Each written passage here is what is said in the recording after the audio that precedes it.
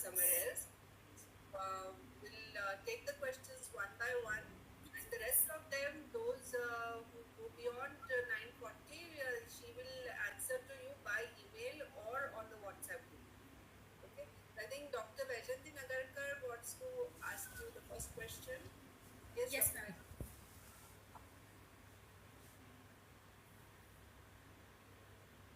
Ma'am, you are on mute. Sorry. Could you please unmute your mic?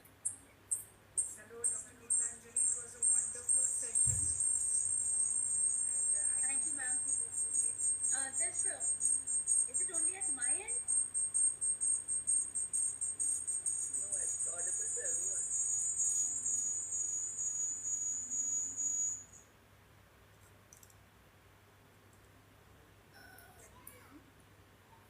Yes, ma'am. Yes, ma'am. Now you're audible. Congratulations for a wonderful, wonderful session. I Thank you, completed ma'am. 200%. So the things which I had in mind, I've just put it down. The lifestyle thing which you were talking about, what age would you suggest that? Because for children it's very difficult to tell them about the lifestyle part of it. Of course. The second question is, what kind of symptoms do they come up with? Like, they want help from you. What is the age group they come, and what kind of symptoms they will come with? Okay. Third thing, as you said, you have not curated the questions, but my suggestion is, why shouldn't we curate it? Because if we are targeting that kind of an audience, say like we have this epidemics, Yeah. why can't we have certain if you work on say 10, 15 medicines, and you have a Yes. questionnaire, and this questionnaire is indicating to you a certain drug? Can't we use that drug to avoid the whole scenario, like a preventive? Okay. Okay. Then, in terms of this, the role of school, the role of parents, and between medicine and lifestyle thing, what would you give preference first? Because Okay. you said lifestyle is important, then Yeah. what Yeah. is the role of the medicine?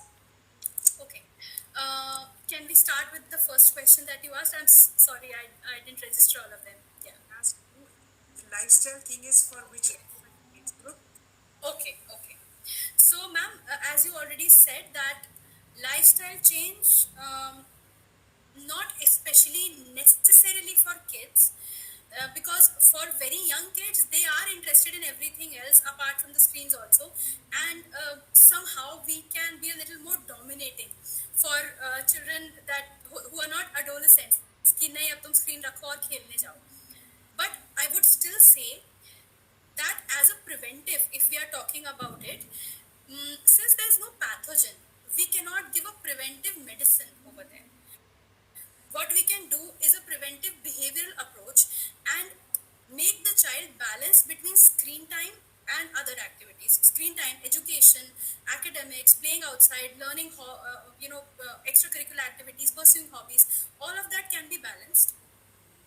So, lifestyle change is only for people who are facing the problems in their actual lifestyle right now, that they're sitting on the chair all day long and gaining a lot of weight or having heart troubles. So there has to be a lifestyle change, definitely. But for kids it would be more of a preventive approach, that they do not encounter these problems as they grow up, because the children being born now, they are exposed to technology even before they are born. The what do you say, maternity photo shoots, and as soon as the child is born, cameras are clicking, parents are making profiles of children online, all of these things are happening. So, I mean, the question that you have asked has exploded inside my head because of so many factors in it. But if I just want to summarize it, I'll say for children, it is good to make them practice a better lifestyle as a preventive measure. And for people who are already facing lifestyle problems because of technogenic stress, because of technogenic all this ideation, for them lifestyle change is definitely suggestible. That's See, yeah. like the adults are not going to come to a doctor saying, please give me medicine to kind of get me addicted from all this. Nobody will, not even children. So Children will be brought by the parents. that's the reason I'm saying we have a Yeah. question there along with the other homeopathic history. And if we Yeah. are able to identify, okay, his digital pattern is say a Konayam or a Yeah. coffee, why not Yeah. we keep it in mind and just give it to them, not because there's a pathogen involved, but because we want to change behaviorally. If it comes up in the case history, why not? As the question I'm reading here on the screen also says the same. Ma'am, what kind of questions do you ask to these patients to confirm the symptoms? Like, how do you find about how quick they post and they feel anxious? So, see, the questions that I ask about their digital use is what is their digital routine? How long are you exposed to the screens? How do you feel after looking at the post? uh, the medicines, as we all have studied materia medica, right? So it has thousands of symptoms. We can't ask every one of them. So the symptoms that are related to their actual constitution are going to give the same kind of profile as their digital problems will. You know, when I'm asking about their digital problems, the aggravations, ameliorations, all will be the actual profile of the remedy.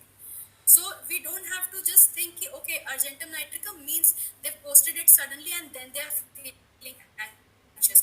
If they have an argentum nitricum profile, ask them their digital habit and confirm the remedy. That's how I have been practicing. And the thing that you said about actually compiling a questionnaire and putting it along with the case history, while preparing for this webinar, I have already started working on a book because I feel this is a very, very urgent issue and there isn't so much material on it. Can I give you another heads up? If you can make a question and put it on our group, and also Yeah. take the 500 doctors poll, you'll get so much. We are all suffering from all this, right? Yes, yes. Absolutely. Yeah, you'll get a data of at least 500 doctors. Yes, yes. I plan to do that. I plan to do that. I would have asked Dr. Alka and Dr. Rachna if that is okay. Because, yes, we need information, we need data. A lot of research needs to be done over here. Of course, you can do that, ma'am, and we are more than 600 now. Yeah. Great. So, yeah, I think I'll get a lot of help here. Yeah, you can. Keeping in mind the time, we have Dr. Sneha who wants to ask one question. We'll take that up before you leave. Yes, Okay, Dr. okay. Dr. Sneha Barsenia, you can ask your question. She had raised her hand, so in Yes, case you can ask your question, please. She doesn't seem to be responding. It's I all. think we'll continue with Dr. Vajanti. It's Dr. Vajanti. yes, Vision, ma'am, please continue. We were actually talking about the Gen Zs were there and now alphas are there, right? So Yes. what is the role for these Gen alphas and the role of the school and the parents are always having allegations. Teachers are not doing anything. Teachers are saying we are only having 6 hours with us. What do we? So these are all practical and day-to-day problems. Yes. Yeah, these are practical and day-to-day problems. So the role of school could not be homeopathic because there's another set of issues over there. I have been a school counselor and I have seen that children are coming in with different sorts of stress, but at the background is technogenic stress. I'll just give a very quick example. Once a parent came to me complaining about their son, that the son has become more aggressive and violent, talks a lot about killing and suicide and physical hurt very normally. मार डालूंगा मैं तो उसको, अरे मर जाए तो अच्छा है, stuff like that, which is weird. And one day he pushed his grandfather because grandfather was saying the child was playing some game right in the morning while eating his breakfast, and दादाजी might have said twice or thrice कि बेटा बस छूट जाएगी तुम्हारी, जल्दी खाओ और जाओ. दादाजी को धक्का मार दिया उसने, and दादाजी broke his bone. And his response was, क्या हुआ, मरे तो नहीं? So the parent came to me with this thing कि मैम इसका behavior ऐसा होता जा रहा है and he was a very good boy. What is the problem? पूरा मतलब बैक ट्रैक करते करते जब आए तो पता चला कि वो GTA और PUBG, वर्ल्ड ऑफ वॉरक्राफ्ट ऐसे टाइप के गेम्स खेल रहा है, रात को सोता नहीं है, उसके कारण स्कूल मिस कर रहा है, उसके ग्रेड्स जा रहे हैं, और वो सारा जो अग्रेशन स्क्रीन पे दिखता है वो रियल लाइफ में भी आ रहा है. So, when I spoke to the principal and teachers about it, they were like, हम क्या कर सकते हैं, ये सब तो घर पे हो रहा है. But the problem is, school is a place where there is a lot more authority than home. Parents might at one point become a little gentle towards the child कि अच्छा रो रहा है तो दे दो, चलो कोई बात नहीं है फोन. लेकिन स्कूल में डिसिप्लिन होता है. So the solution that we came up with, I am working with an organization called iMature. It is an EdTech organization working with digital citizenship and internet maturity. It's a pioneer in this in India. So we launched a DCIM school club in order to sensitize the teachers, the counselors, the admin staff of the school, and recruit children from the higher classes to become internet mature and to teach this through peer learning. What kind of digital behavior is okay, what kind of emotional effect it is having, how you can use the internet to your advantage rather than making mischief. अगर कोई cyber bullying का victim है तो उसको कैसे संभालना है, all of these things. So this sensitization is extremely important at the school level. Otherwise, schools are very scared to touch this can of worms. I was a counselor in DPS, and DPS is considered to be like pioneer and modern and everything. So once I was giving a presentation on digital habits and something, and I mentioned Facebook in that. And the headmistress said, नहीं इसको निकालो, हमें बात ही नहीं करनी Facebook के बारे में, हम क्यों बच्चों को बताएं कि फेसबुक यूज करना है, जो नहीं यूज करता हो वो भी करने लगेगा. And I said, नहीं, having the ostrich mentality is not going to work. It is here. If you tell the children, we know what you are doing, we are as smart as you, only then they will come to you for solutions. Otherwise, they'll think you are stupid. You are not updated with technology. You are outdated. Then how can you guide them? So if we have to have solutions for these kind of problems, we have to become smarter. It is the same for the parents. So there are trainings for the teachers at the school level. There are trainings for parents at their own level. And the next workshop that I have is with a corporate in the US, where they are getting their employees trained in this, in digital parenting, so that they can handle their own children. And it's a CSR, corporate social responsibility जो होता है उसके around हम कर रहे हैं. So this is something that can be done, and there's a dire need. There's another thing, like you were talking about the after effects. I'm also talking about the certain worst effects in terms of autism. Yes. Is the autism which are because of this, pregnant women, 24 hours they are working from home. Yeah.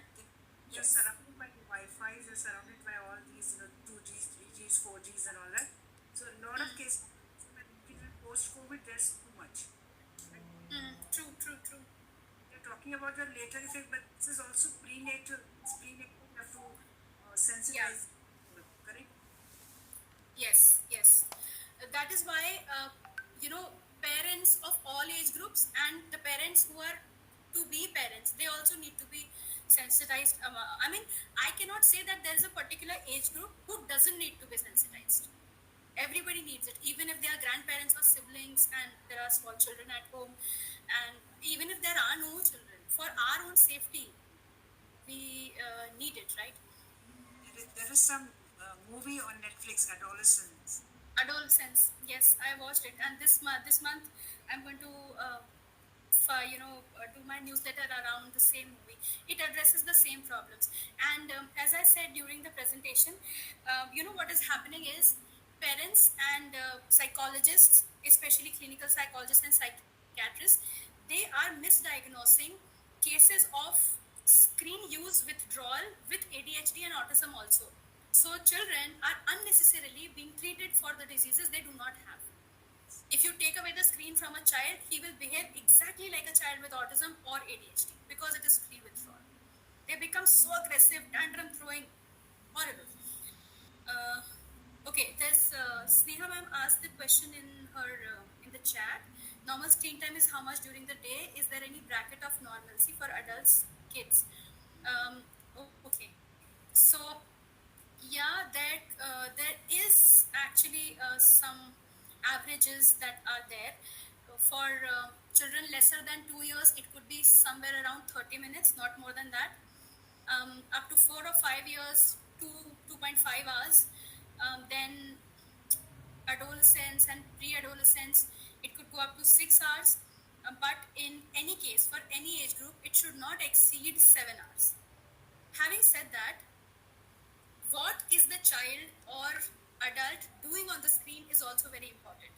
Not just the quantity of screen time, but the quality, because something can go wrong within a second. So if you say I'm giving my screen only for 30 minutes to my child, it should not be unattended. We have all read cases of children who have used their parents' credit card to purchase some stuff online. Recently, I read it came in as a funny post, but it makes you think. A child orders 30 burgers from McDonald's somewhere in the US, and they get delivered, and the bill is gone to the credit card.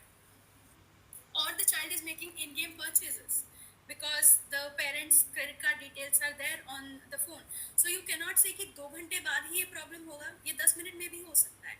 So I always say that not just the quantity of screen time, but the quality. What if your child clicks on a link which is a porno? Then what? Even if they are watching it for 5 minutes, it's very bad for them.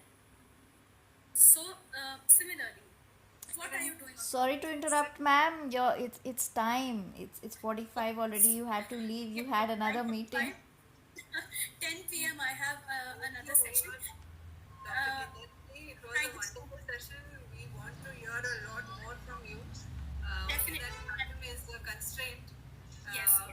I'm sorry, the ones who have yet to ask questions, you can, put them in either you can put them in a WhatsApp group, or you can send them to Dr. Gitanjali. She will reply to you by email. And I would suggest that if you put the answers in the WhatsApp group, it will be better because the other people also put the answers. At the same time, as Dr. Vajanti has suggested that if you could curate those questions and put it down for us to, learn more. On it now. Really thankful. It was wonderful learning from you. Thank you so much. And thank you all the participants for having attended this session. We have one more to come tomorrow. So waiting for you all to attend that too. I think we will end the session here for today a little bit early. Today no more discussions. Just a good night. Sorry. Thank you so much. Bye-bye. Thank you. Thank you Thank so you, much. everyone. Bye. It was great pleasure. Thank you, ma'am. Thank you.